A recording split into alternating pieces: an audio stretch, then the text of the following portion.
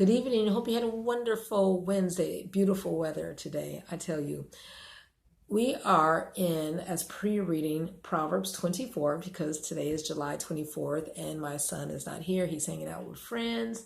But he stated that the 17th verse of this chapter spoke to him. And it talks about how we're not to rejoice, be happy, have a party when our enemy falls or something negative happens to them. It says, rejoice not when thy enemy falleth, and let not thy heart be glad when he stumbleth, lest the Lord see it and displease him, and he turn away his wrath from him. No, if anything, we should proceed with humility, knowing that it could have been us, where a situation has happened.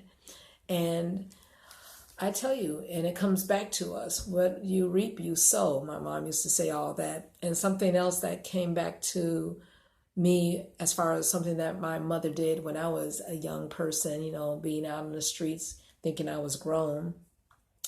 I remember my mom wrote me a note, and I was not making the most prudent decisions as far as company that I was keeping and, hours in the night and just doing my own thing. And this was even after I graduated from college. I was around 2021. Didn't matter. I was still in her house. And she said, Michelle, ask the Lord for wisdom, right? She came from James. And I did the same thing tonight to my son. He's out in the streets, Chicago, dark, it's crazy. But I said to him in a text, Proverbs 23:15, I said, if your heart be wise, making good decisions, wise decisions, then my heart shall rejoice, right? That's all you have to do is just plant seeds, let them see it.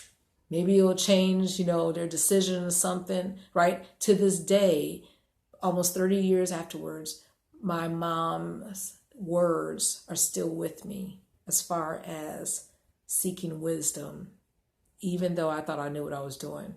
So that's something for us to do to, the people who we love. Might not be a young person, but I just drop those nuggets of truth and they'll stay with them. Yeah, it will. You don't have to nag, but the Lord promises that his word will not return void.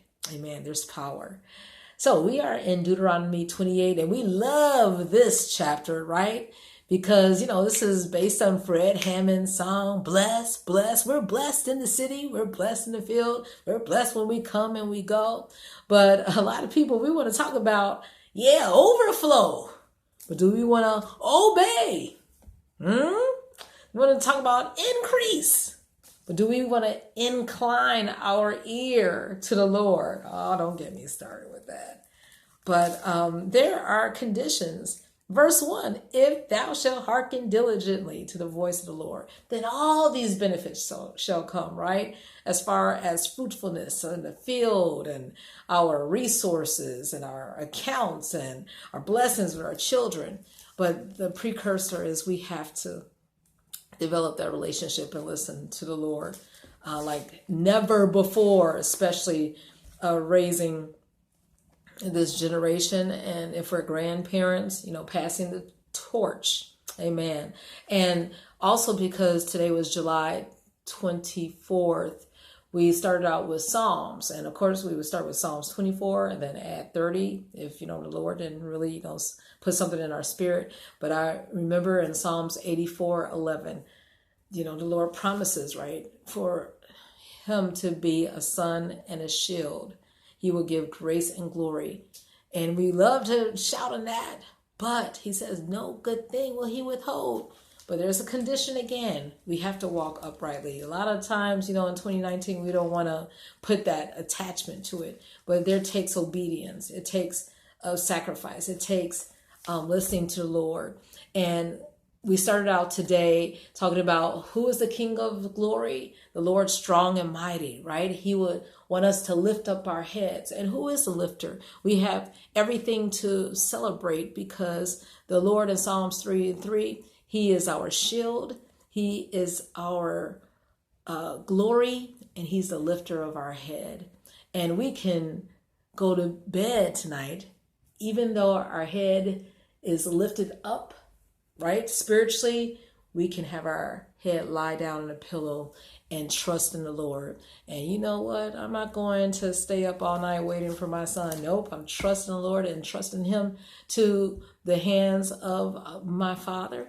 And I am confident that the seed that I have placed in him for so long will not return void. Amen.